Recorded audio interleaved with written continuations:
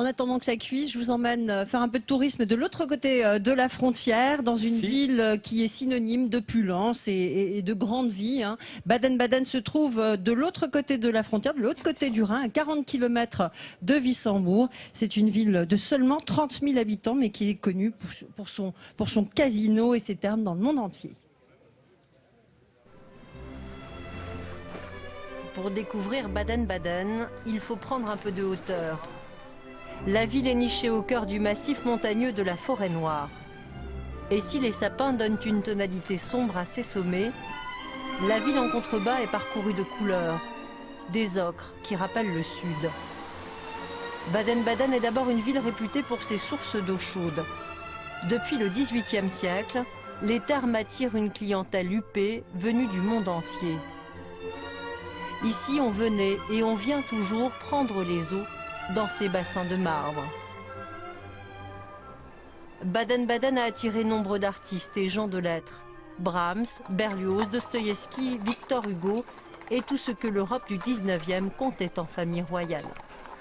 On venait surtout pour s'y rencontrer, pour être vu. C'était le petit Paris. Hein. On disait, on passe de Paris en hiver et à Baden en été, mais c'est la même chose, d'un endroit à l'autre. Voilà.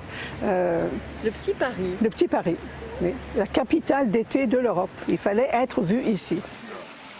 Elisabeth Rand est française. Elle vit à Baden-Baden depuis 40 ans. Elle apprécie l'art de vivre badois, fait d'élégance et de courtoisie. En tant que guide touristique, elle aime également l'histoire de cette ville, proprement impériale. Le tsar Alexandre était marié à une princesse de Bade. Hein, donc c'est la raison pour laquelle il est venu ici. Et puis la famille Gagarine, donc c'est eux qui ont construit l'église russe. Hein. Masha Meril est une princesse Gagarine. Hein. Donc à ce moment-là, ils ont commencé à arriver. Et puis il y avait le casino. Dostoïevski est venu pour le casino, pour jouer. Le casino de Baden-Baden est l'autre attraction majeure de la ville. Marlène Dietrich disait même qu'il était le plus beau casino du monde. Son jardin d'hiver, ses roulettes françaises, son boudoir Pompadour, une architecture intérieure qui est l'œuvre d'un riche financier français. Benazet, un Franzose. C'est Benazet, un financier français qui, vers 1855, a aménagé ce casino. Il s'est inspiré des intérieurs de châteaux français.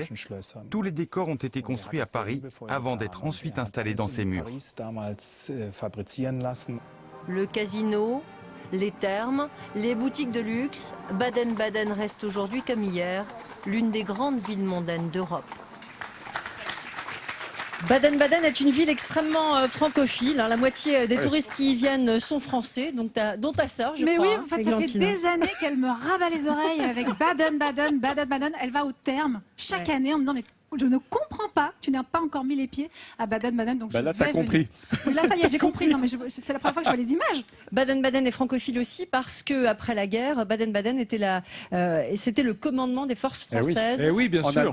En Allemagne. Et ce n'est pas pour rien que Baden-Baden est rentré dans l'histoire de France en 1968, puisque c'est là-bas qu'avait disparu le général de Gaulle quand il est parti voir le général Massu dans cette escapade de quelques heures où la France entière s'est demandé mais où est passé de Gaulle? Tu as raison. Massu. On le retrouvera tout à l'heure avec Nathalie Schrein-Gierman qui a un couteau Massu. Le couteau du général. Mais enfin bon, tout ça est très très pensé à l'avance, bien entendu.